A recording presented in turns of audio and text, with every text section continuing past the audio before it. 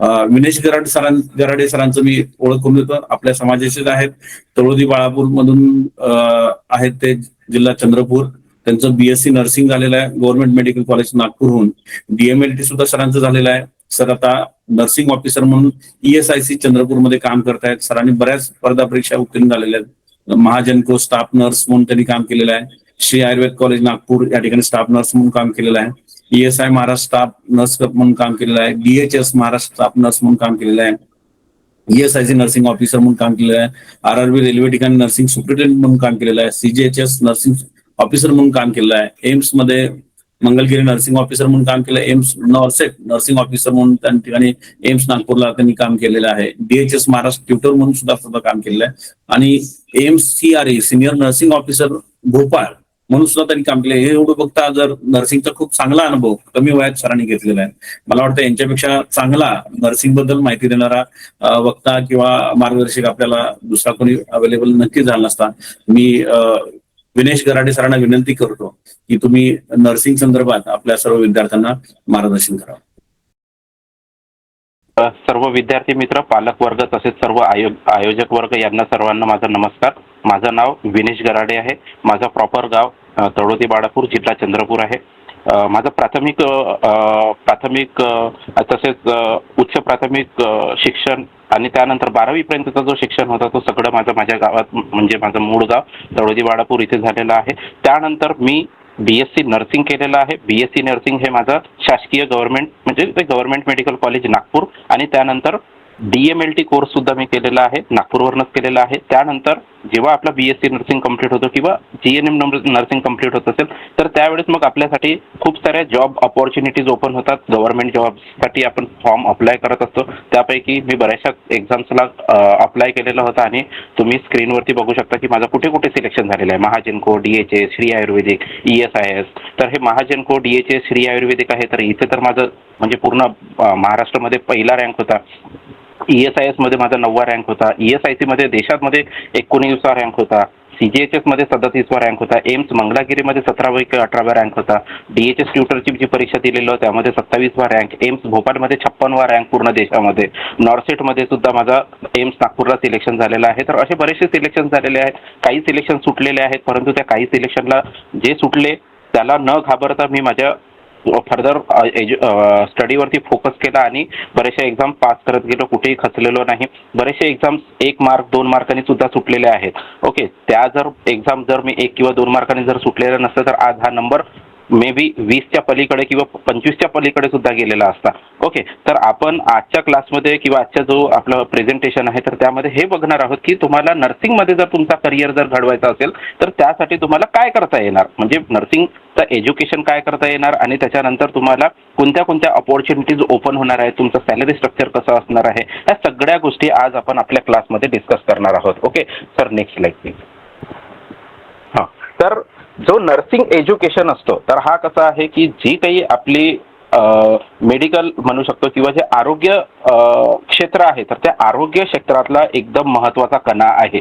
म्हणजे मी नेहमी जो कोणी व्यक्ती मला विचारत असतो की बाबा नर्सिंग म्हणजे काय किंवा नर्सिंगचा काय इम्पॉर्टन्स आहे तर मी नेहमी एकच शब्द सांगत असतो की जिथे पॉप्युलेशन आली तिथे डिझिजेस आले, जिथे डिझिजेस आले तिथे हॉस्पिटल्स आले, हॉस्पिटल्स आले तर डॉक्टर्स आले, डॉक्टर्स आले तर नर्सिंग सुद्धा आलं. आता तुम्ही जर का बघितलं एका हॉस्पिटलचा, साधारण एका हॉस्पिटलचा जर विचार केला, जेवढे पॅरामेडिक स्टाफ्स नसतात, जेवढे डॉक्टर्स नसतात त्यांच्यापेक्षा 3 ते 4 पट संख्या जी असते ती नर्सिंग पर्सनलची असते. ओके, तर नर्सिंगमध्ये मग काय एक्झॅक्टली काय करतो, फक्त सलाईन, गोळ्या आणि इंजेक्शन देणे असतं का? जर एवढंच असतं तर मग 2 ते 3 महिन्याच्या कोर्समध्ये तर ह्या सगळ्या गोष्टी शिकून घेतलं असतं. नाही, नर्सिंग त्याच्या पलीकडे सुद्धा आहे, बरीचशी नर्सिंग आहे. त्याच्या पलीकडे म्हणजे कसं पॅलिएटिव्ह केअर किंवा हॉस्पाइस केअर देतो. तर ह्या ज्या केअर्स असतात ह्या कॉम्प्रेहेन्सिव्ह केअर येतात. फक्त याच्यामध्ये नुसतं औषधी गोळ्या देण्यापुरतीच मर्यादित नाही, तर आपण ओव्हरऑल पेशंटची जी हेल्थ आहे तर त्यावरती फोकस करतो. मग म्हणजेच काय करत आहोत, बेसिकली आपण रुग्णसेवा देत आहोत, ट्रीटमेंट देत आहोत आणि रिहॅबिलिटेशन सुद्धा करत आहोत. आता हा रिहॅबिलिटेशन म्हणजे काय, तर जेव्हा आपल्याकडे पेशंट येतो तर त्याच्या पहिल्या दिवसापासून तर पेशंट डिस्चार्ज होण्यापर्यंतचा जो वेळ असतो तो नर्स ही एकटी त्याच्यासोबत किंवा जो नर्सिंग पर्सनल आहे तो एकटा त्याच्यासोबत 24 तास उभा असतो. आणि त्यानंतर सुद्धा पेशंट घरी गेल्यानंतर सुद्धा पेशंटला काय घरी गेल्यानंतर काय खायला पाहिजे, कोणत्या शेड्यूलवरती कोणत्या टॅबलेट्स घ्यायला पाहिजे, किंवा कोणते कोणते रिस्ट्रिक्शन्स आहेत किंवा कोणत्या गोष्टीच्या रिलॅक्सेशन्स आहेत, तर त्या सगळ्या गोष्टींची जर जाणकारी देणारा जर व्यक्ती असेल तर तो असतो नर्स. ओके, तर नेक्स्ट स्लाइड बघूयात आपण. तर मग आता आपल्याला नर्सिंगमध्ये जर प्रवेश मिळवायचा असेल तर कशा पद्धतीने प्रवेश मिळवता येतो. तर बेसिकली नर्सिंगमध्ये 3 प्रकारचे कोर्सेस असतात. एक तर ANM कोर्स असतो, त्याला आपण ऑक्झिलरी नर्स मिडवाईफ म्हणतो, किंवा मग GNM कोर्स असतो, किंवा मग BSc नर्सिंग कोर्स असतो. ANM कोर्सचा जर विचार केला तर त्याला जर तुम्हाला ऍडमिशन घ्यायची जर झाली तर तुमचं 12वी किमान 12वी व्हायला पाहिजे. एक तर कला म्हणजे आर्ट्स किंवा मग कॉमर्स किंवा विज्ञान शाखेमध्ये सायन्समध्ये जरी झालेला असेल तरी ऍक्सेप्टेबल असतो. ओके, आणि जो नर्सिंग कोर्स असतो तो अराउंड 2 वर्षाचा असतो. त्यामध्ये तुमची इंटर्नशिप वगैरे क्लिनिकल पोस्टिंग वगैरे सगळी इन्क्लूड झालेली असते. ओके, त्यानंतर जर तुम्हाला ANM कोर्स करायचा आहे तर करता कुठे येणार.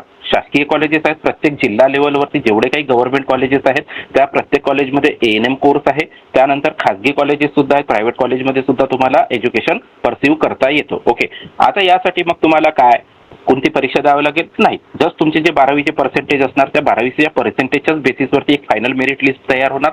प्रत्येक जे कॉलेजेस सांगितलेले आहेत मी तुम्हाला, जसं चंद्रपूरच्या कॉलेजमध्ये तुम्हाला ऍडमिशन घ्यायची झाली किंवा गोंदियाच्या कॉलेजमध्ये ऍडमिशन घ्यायची झाली तर प्रत्येक कॉलेजमध्ये तुम्हाला सेपरेटली जाऊन फॉर्म भरावा लागेल.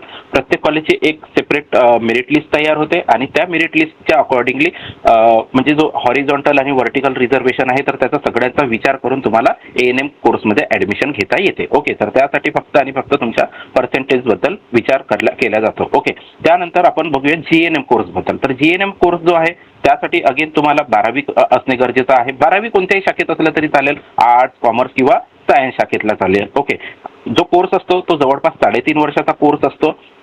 तुम्ही कोर्स कुठे करू शकता, आयदर तुम्ही शासकीय किंवा मग जे प्रायव्हेट कॉलेजेस आहेत त्या ठिकाणी सुद्धा करू शकता. प्रत्येक जिल्हा लेवलवरती एक कॉलेज दिलेला आहे, त्या जिल्हा लेवलच्या कॉलेजवरती तुम्ही हे गव्हर्नमेंटचे कॉलेजेस आहेत तर त्या ठिकाणी तुम्ही तुमचा GNM नर्सिंग करू शकता. मग GNM नर्सिंग करायचं जर झालं तर नुसतं 12वी असलेलं चालेल का, नाही, त्यासाठी तुम्हाला MST CETची एक्झाम देणे कंपल्सरी असतं, गरजेचं आहे. यापूर्वी जसं ANMला मेरिट बेसिसवरती ऍडमिशन व्हायच्या, आता तसं उरलेलं नाही. त्यासाठी तुम्हाला MSCET नर्सिंगची CET स्पेशल नर्सिंगची CET होत असते. जसं आपण नीटची परीक्षा म्हणतो किंवा फार्मसीची CET होते किंवा पॅरामेडिकल कोर्सेसची CET होते, तशी स्पेशल नर्सिंगची CET असते. तर त्या CETच्या मार्फत तुम्हाला GNM कोर्समध्ये ऍडमिशन घेता येते. त्यानंतर बघूयात आपण BSc नर्सिंग बद्दल. तर BSc नर्सिंग अगेन तुमच्याकडे कमीत कमी शिक्षण किती असायला पाहिजे, 12वी, परंतु 12वी तुमचा सायन्समध्ये असायला पाहिजे. सायन्समध्ये पर्टिक्युलरली ग्रुप कोणता असायला पाहिजे, फिजिक्स, केमिस्ट्री आणि बायोलॉजी.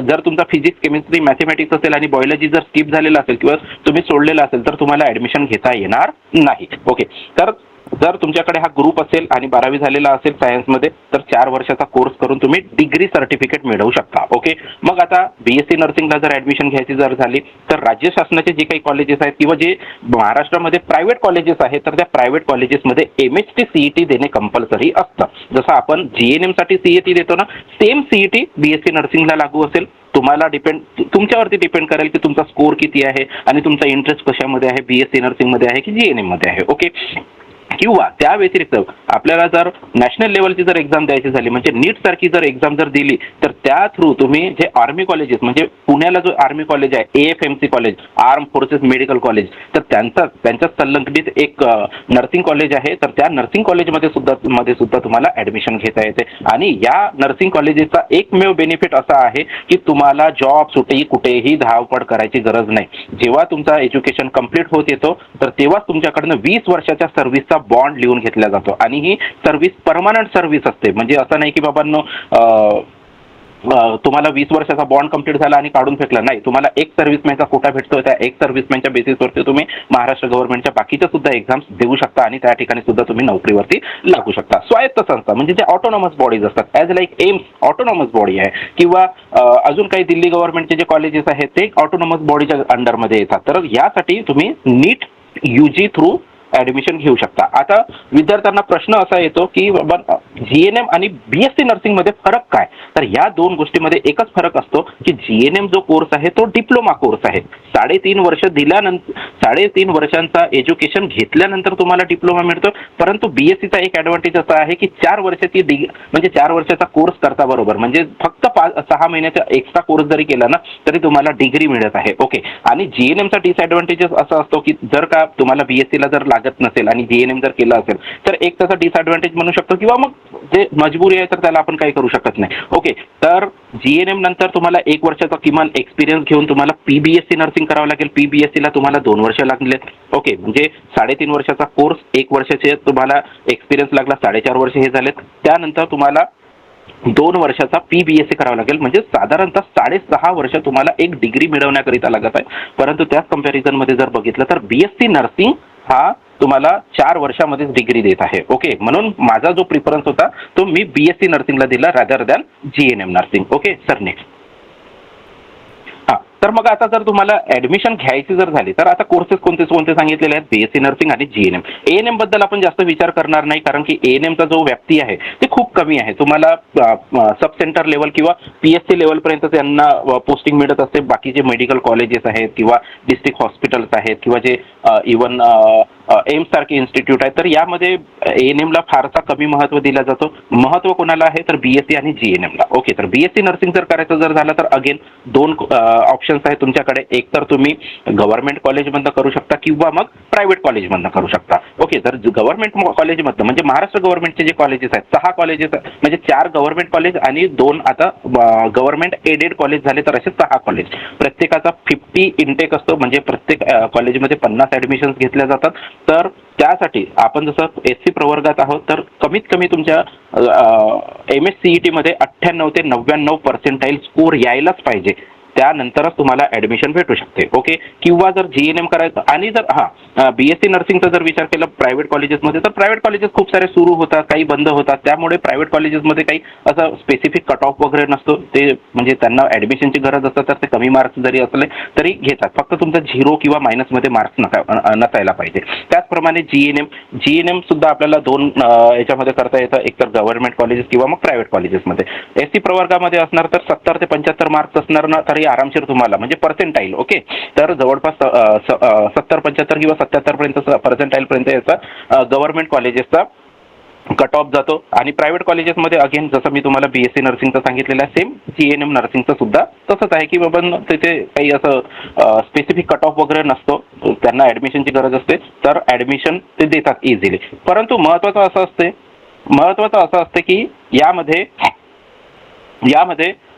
करायचा कुठे? गव्हर्नमेंटमध्ये करायचा की प्रायव्हेटला प्रिफरन्स द्यायचा? मी सांगतो, माझा एक्सपिरियन्स सांगतोय, तुम्ही गव्हर्नमेंटला प्रिफरन्स द्या. कारण की गव्हर्नमेंटमध्ये फॅकल्टीज, एक्सपोजर म्हणजे पेशंट एक्सपोजर, फॅकल्टीज हा सगळं काही व्यवस्थित भेटेल आणि स्किल डेव्हलपमेंटसाठी आणि तुमचं नॉलेज बिल्ड करण्यासाठी हा खूप महत्त्वाचा असतो. आणि ज्या एक्झाम्स आपण देतो नंतर म्हणजे नोकरी करिता किंवा मग स्पर्धा परीक्षा देतो तर त्यामध्ये त्यांचा खूप फायदा होत असतो. Okay sir. Next slide please.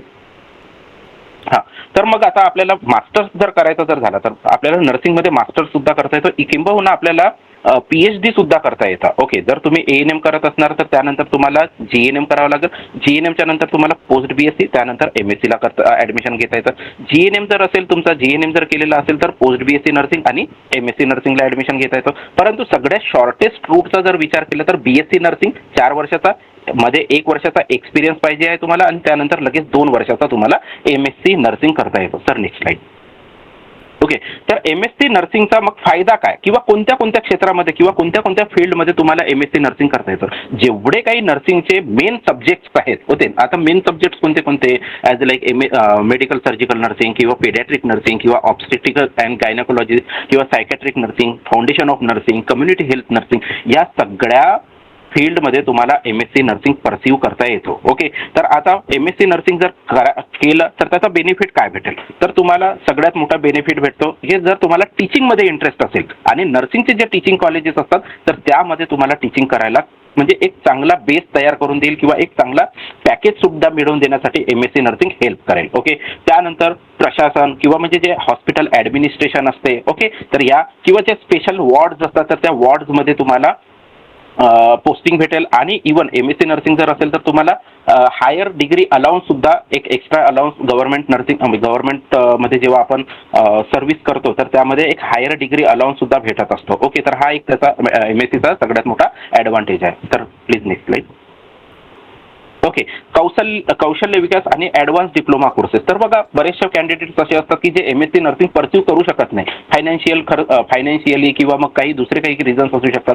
तर त्यांच्यासाठी काही 6 महिने ते 1 वर्षाचे काही कोर्सेस असतात ॲज लाईक ICU नर्सिंग किंवा डायलिसिस नर्सिंग किंवा OT नर्सिंग, ओके, किंवा इमर्जन्सी अँड ट्रॉमा नर्सिंग किंवा NICU नर्सिंग. तर ह्या प्रत्येक नर्सिंगचा काही ना काही बेनिफिट आहे. जरी याचा बेनिफिट आपल्याला भारतामध्ये बघायला भेटत नसेल, परंतु तुम्ही जर का बाहेर देशाचा विचार करत असणार तर यांना स्पेशलाइज नर्स म्हणून घेतलं जाते आणि स्पेशलाइज तुमच्याकडे जर एक्सपिरियन्स आणि डिप्लोमा असेल तर त्यामुळे तुमचा पॅकेज सुद्धा इन्क्रीज होतो. Okay sir, next. ओके, त्यानंतर भारताची आता करिअरची व्याप्ती कशी, तर तुम्हाला करिअर 2 ठिकाणी करता येतो, एक तर सरकारी रुग्णालय किंवा मग खाजगी क्षेत्र. आता सरकारी रुग्णालयामध्ये राज्य शासनाचे काही हॉस्पिटल्स आहेत जसं DHS, DMER किंवा ESIS. केंद्र शासनामध्ये AIMS, ESIC, RRB, JIPMER किंवा PGIMER सारख्या ठिकाणी तुम्हाला जॉब करता येतो. त्यानंतर खाजगी क्षेत्र म्हणजे जे खाजगी रुग्णालय आहेत आणि जसं हे प्राथमिक किंवा समुदाय आरोग्य केंद्र आहेत हे सुद्धा तुम्हाला राज्य शासनाच्या अंडरमध्येच येतात. हे चुकीने यामध्ये इन्क्लूड करण्यात आलेलं आहे. ओके, आणि मिलिटरी नर्सिंग हा वेगळा अजून तुम्हाला एक चांगली पोस्ट म्हणजे चांगली पोस्ट आणि चांगली सॅलरी मिळवून देणारा जॉब आहे. ओके, तर मिलिटरी नर्सिंगमध्ये सगळ्यात पहिली पोस्ट ही तुमची लेफ्टनंट, त्याच्यानंतर कर्नल, मेजर, लेफ्टनंट कर्नल अशा पद्धतीच्या सुद्धा तुम्हाला पोस्टिंग मिळवता येतात. समुदाय आरोग्य अधिकारी म्हणजे हा ब्रिज कोर्स आहे समुदाय आरोग्य अधिकारी. तर सब सेंटरला ज्या रुरल हॉस्पिटलला जोडण्यासाठी जो व्यक्ती असतो तो असतो समुदाय आरोग्य अधिकारी आणि ह्या खूप रिस्पेक्टिव्ह जॉब आहे. 40 ते 45,000 रुपये सॅलरी भेटणार, त्यासाठी BSc नर्सिंग असणे गरजेचं असतं. Sir next. ओके, तर आता जर तुम्हाला जॉबचा जर विचार केला तर सॅलरी किती भेटणार, तर तुम्ही जर प्रायव्हेट हॉस्पिटल्समध्ये काम केलं तर ANM जर असणार तर 8-10 हजार किंवा 12,000 पर्यंत, जर तुमच्याकडे थोडा एक्सपिरियन्स असेल तर 20,000 पर्यंत सुद्धा सॅलरी भेटू शकते. त्याचप्रमाणे जर GNM केलेला असेल तर 15 ते 20,000 रुपये सॅलरी भेटत असते आणि एक्सपिरियन्स जर असेल तर मे बी त्यापेक्षा थोडी जास्त सॅलरी भेटू शकते. अगेन तुमच्याकडे जर BSc नर्सिंग असेल तर 15 ते 25,000 पर्यंत तुम्हाला सॅलरी भेटणार. ओके, त्यानंतर MSc जर असेल तर त्याचा एक वेगळा बेनिफिट आहे, तुम्हाला सॅलरी सुद्धा जास्त भेटते म्हणजे जवळपास 20,000 ते 30,000 रुपये पर मंथ तुम्हाला सॅलरी भेटेल. परंतु जर तुम्ही सरकारी नोकरीमध्ये गेला तर सरकारी नोकरीचे 2 बेनिफिट आहेत, ते म्हणजे स्टॅबिलिटी म्हणजे आर्थिक स्तरीय म्हणजे तुमची फायनान्शियल स्टॅबिलिटी येणार आणि तुमचा जॉब सिक्युअर राहील. तुम्हाला जॉबवरून कोणी काढू शकत नाही. म्हणजे जेवढं आपल्याला गव्हर्नमेंट जॉबवरती लागणं कठीण असतं ना त्यापेक्षा जास्त कठीण असतं गव्हर्नमेंट जॉबवरून काढणं. ओके, तर सरकारी नोकरी कुठे मिळवता येणार, राज्य शासनाची सरकारी नोकरी मिळू शकते. त्यामध्ये तुमचा बेसिक पगार कमीत कमी तुमचा 35,400 बेसिक पगार असेल, त्याच्यावरती TA, DA, HRA, nursing allowance हे ते सगळे काही अलाउन्स जर मिळवले तर 60 ते 65,000 रुपये मिळवून देणारा जॉब आहे.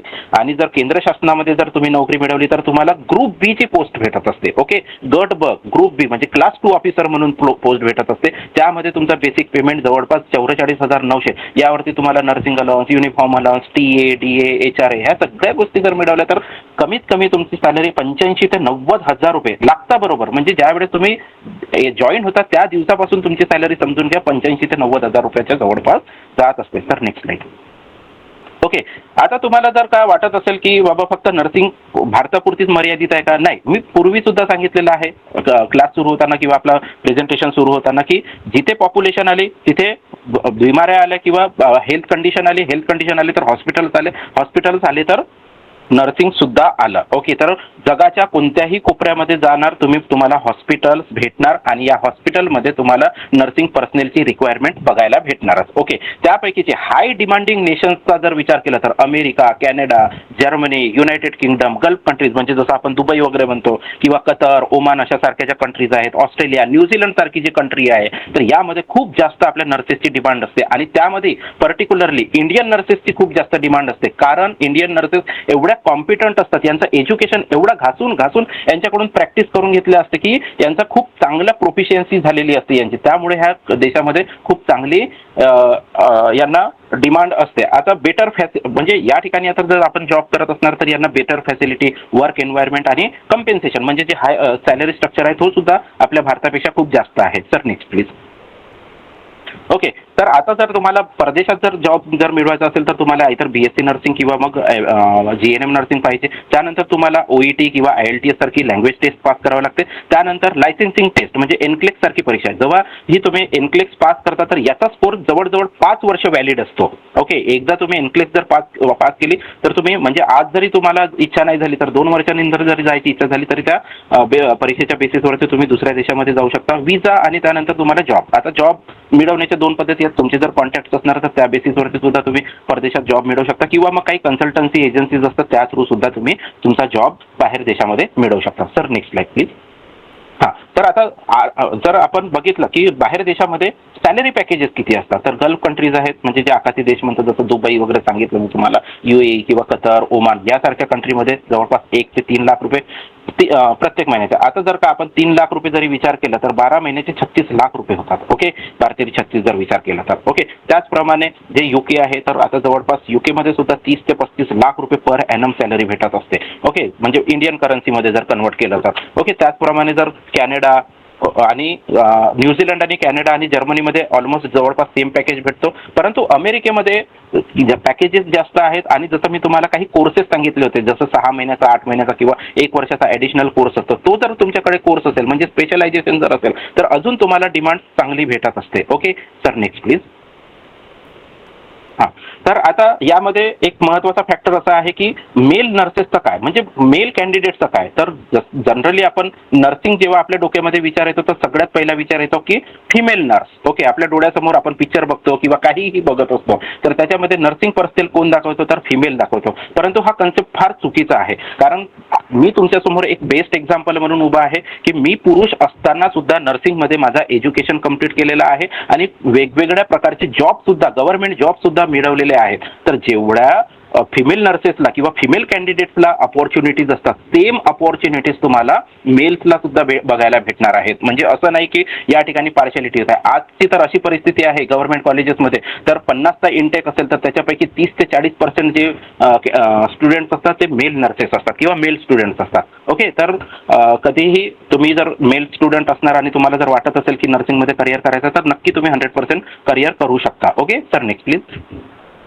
ओके, तर आता जर आपण हे करिअरमध्ये प्रोग्रेशन कसं असतो स्टेट गव्हर्नमेंटमध्ये जर का तुम्हाला नोकरी भेटली तर सगळ्यात पहिली नोकरी तुमची नर्सिंग ऑफिसर असेल. त्यानंतर काही वर्षानंतर तुमचा प्रमोशन होऊन सिनियर नर्सिंग ऑफिसर, त्यानंतर असिस्टंट मेट्रॉन, त्यानंतर मेट्रॉन. मेट्रॉन ही सगळ्या हॉस्पिटलची हेड नर्स असते. ओके, तर मेट्रॉनच्या काही पोस्ट ज्या असतात त्या प्रमोशन्स थ्रू भरल्या जातात आणि काही ज्या पोस्ट असतात त्या एक्झाम्स थ्रू भरल्या जातात. यासाठी MPSC स्पेशल एक्झाम कंडक्ट करते. परंतु फार कमी पोस्ट असतात, 8-10 पोस्ट वगैरे असतात आणि जवळपास 4 ते 5 वर्षामध्ये एकदा एक्झाम येत असते. तर मोस्ट ऑफ द ज्या पोस्ट असतात त्या बाय प्रमोशन्स भरल्या जातात. त्यानंतर सेंट्रल गव्हर्नमेंटचं प्रोग्रेशन जर बघितलं तर सगळ्यात पहिली जी पोस्ट असेल ती तुमची नर्सिंग ऑफिसर असेल. 3 वर्षानंतर लगेच तुम्हाला 3 वर्षानंतर सिनियर नर्सिंग ऑफिसरचा प्रमोशन येतो. त्यानंतर assistant nursing superintendent, deputy nursing superintendent, nursing superintendent आणि लास्टमध्ये सगळ्यात मोठी पोस्ट म्हणजे भारतामध्ये जेवढा काही नर्सिंग क्षेत्र आहे त्यामधली सगळ्यात मोठी पोस्ट जी असते ती असते चीफ नर्सिंग ऑफिसर. ओके, यांना जवळपास 2 ते 2.5 लाख रुपये किंवा 3 लाखापर्यंतचा सॅलरी भेटत असतो. ओके, नेक्स्ट 7,600चा यांचा ग्रेड पे असतो. खूप मोठा ग्रेड पे झाला. लेवल 12चा ग्रेड पे भेटत असतो. ओके, मिलिटरी नर्सिंगमध्ये जसं मी तुम्हाला यापूर्वी पण सांगितलेलं आहे लेफ्टनंट, त्यानंतर कॅप्टन, त्यानंतर मेजर, लेफ्टनंट कर्नलपर्यंत तुम्हाला हे भेटत असते, प्रमोशन भेटत असते. मिलिटरीमध्ये 2 प्रकारे तुम्हाला एकतर MNSची परीक्षा होते म्हणजे माझा फ्रेश BSc नर्सिंग झालेला असेल तर MNSची परीक्षा देऊन मी मिलिटरी नर्सिंगमध्ये माझा जॉब मिळवू शकतो किंवा जर AFMC सारख्या जर इन्स्टिट्यूटमधून जर तुम्ही BSc नर्सिंग जर केलेलं असेल तर त्यांना डायरेक्टली लेफ्टनंटची पोस्ट देऊन म्हणजे नोकरीवरती घेतल्या जातं. तर नेक्स्ट प्लीज. ओके, तर आता यामधून आपल्याला निष्कर्ष काय निघतो जेव्हा आपण नर्सिंगचं एज्युकेशन घेत आहोत तर निष्कर्ष काय निघतो तर निष्कर्ष हा एकमेव आहे की तुमच्याकडे जॉब सिक्युरिटी असणार सगळ्यात पहिली गोष्ट आणि दुसरा म्हणजे सोशल सर्व्हिस. जर तुमच्या मनामध्ये जर सोशल सर्व्हिस करायची जर झाली तर ही सुद्धा एक चांगला एक पर्याय आहे सोशल सर्व्हिस करण्याचा. ओके, त्यानंतर तुमच्याकडे जॉब असतो. जॉबमध्ये आज जर विचार केला तर फायनान्शियल स्टॅबिलिटी आणि सिक्युरिटी, जॉब सिक्युरिटी सुद्धा हे खूप महत्त्वाची आहे. आणि त्यानंतर तुम्हाला करिअर ग्रोथ सुद्धा बघायला भेटते, आणि करिअर ग्रोथ कशा कशा पद्धतीने बघायला भेटते ते आपण ऑलरेडी बघितलेलं आहे. ओके, तर नर्सिंग हे फक्त इंजेक्शन, गोळ्या किंवा मेडिसिन किंवा मग आपण सलाईन पुरतं मर्यादित नाही, तर त्यापेक्षाही बियॉन्ड फील्ड आहे. आणि ते कशी आहे ते मी तुमच्यासमोर आता प्रस्तुत केलेलं आहे. आय होप जी काही मी माहिती तुम्हाला दिलेली आहे तर ती तुम्हाला आवडली असेल. आणि जर का तुमचे या रिलेटेड कोणतेही डाऊट्स असले तर आयोजकांकडे माझा मोबाईल नंबर दिलेला आहे, तर तो मोबाईल नंबर तुम्ही घेऊन मला बेशक विचारू शकता. मी प्रत्येकाला मदत करण्यासाठी रेडी राहील. आणि जेव्हा जेव्हा तुम्हाला कोणते ॲडमिशन प्रोसेस रिलेटेड किंवा कोणते कॉलेजेस सिलेक्ट करायचे आहेत, ओके, कॉलेजेसचा प्रिफरन्स कसा आहे किंवा अजून यापेक्षाही बियॉन्ड काही जर तुमचे जर डोक्यामध्ये विचार असणार तर ते मला तुम्ही विचारू शकता. ओके, तर मी या ठिकाणी माझं प्रेझेंटेशन संपवतो आणि आयोजकांना तसेच पालक मित्रांना, पालक वर्गाला तसेच विद्यार्थी मित्रांना मी धन्यवाद बोलतो की सगळ्यांनी पेशन्स ठेवून मी जे काही माहिती सांगितलेली ती तुम्ही ऐकून घेण्याचा प्रयत्न केलेला आहे. Okay, thank you sir. धन्यवाद सर. Thank you Vinesh sir. अतिशय सोप्या भाषेत आणि चांगली माहिती तुम्ही बीएससी नर्सिंग संदर्भात दिली. मला वाटतं ज्या विद्यार्थ्यांना मेडिकल फील्डमध्ये यायचं आहे, त्यांना ज्यांना डॉक्टर होता येत नाही त्यांना नर्सिंगमध्ये खूप मोठं अपॉर्च्युनिटी दिली. अगदी डॉक्टरांच्या बरोबर सॅलरी ते घेऊ शकतात, एवढ्या मोठ्या अपॉर्च्युनिटी फॉरेनमध्ये सुद्धा तेवढ्याच अपॉर्च्युनिटीज आहेत हे तुम्ही सांगितलं. Thank you Vinesh sir. त्याच्यानंतर आपण आता